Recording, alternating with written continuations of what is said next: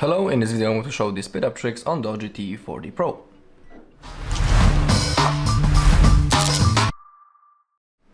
Alright, let's begin with developer options and a few things that we can change. So open up your normal settings first. Now scroll all the way down, click on About tab, scroll again all the way, and in here we can find our build number. To access developer options, we need to tap on the build number a few times in a row. If you have your screen lock set, you also need to type it or draw it just like me, and now we can see that we are now a developer. Now go into System, scroll, and find developer options. Okay, in here we need to find 4 things, so keep scrolling until you find window animation scale, transition animation scale, and the animator duration scale. As you take a look, all 3 of them are currently set on the default value, which is 1x, and to improve the speed and performance of our tab, we can completely turn off the animations or at least put them on 0.5. Simply don't go higher than 1x because it will only slow your device. When it comes to me, 0.5 is like a perfect balance between off and 1x, so that's the value that I'm about to select, and we have to select it for all of those 3 things.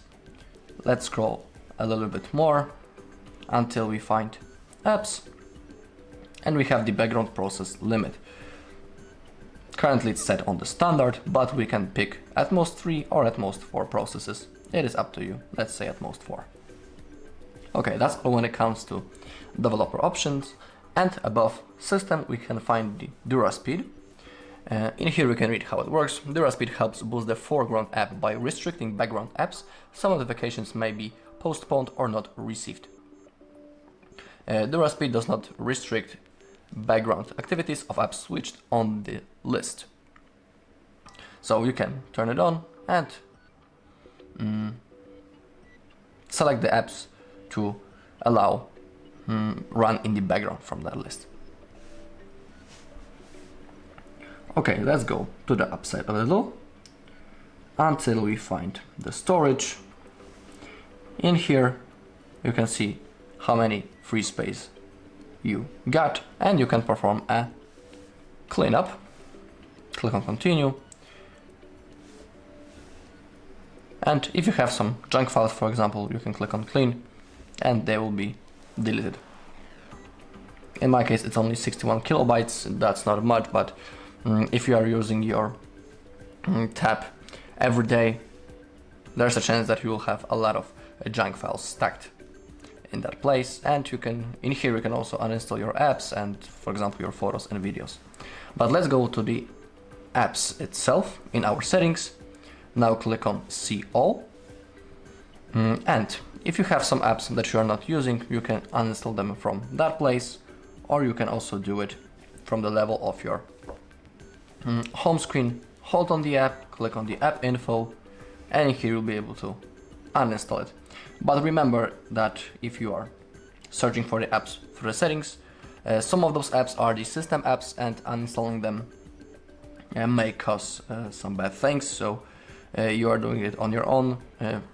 I highly recommend not uninstalling any of those apps that you don't know what they are. For example, the Android Auto or some antivirus things, because you may find them in here. So only uninstall the apps that you have downloaded by yourself, or if you have 100%, if you are 100% clear that they won't cause any damage. In certain apps, we also have possibility to clear the cache. For example, in my case, I think it will be available in the Chrome app. So let's tap on that. Now find storage and cache, and in here we have possibility to clear the cache. In my case, I have 8.5 megabytes. You can clear it. Don't worry, cache. The cache isn't your personal data or anything. That's also some junk files that are stacked, and clearing them is totally fine. Okay, if you open up your recent apps, there's a chance that you have a lot of apps opened in the background, and simply closing them manually is good, because thanks to that our RAM gets freed up, and our device might start working better. You can also download some third-party cleaning apps from your Play Store you can type cleaner or cleaning and you will have a whole list of apps that you can download. Also, rebooting your device from time to time is recommended. To perform a reboot, simply hold the power button and click restart button. After that, your device will be turned off, and after a few seconds it will be automatically turned on again.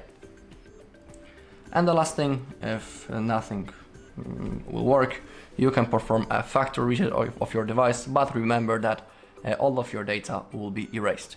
To perform a factory reset, open settings, go into system, scroll down and click on reset options, and the last option is factory data reset as a last resort, if nothing will help.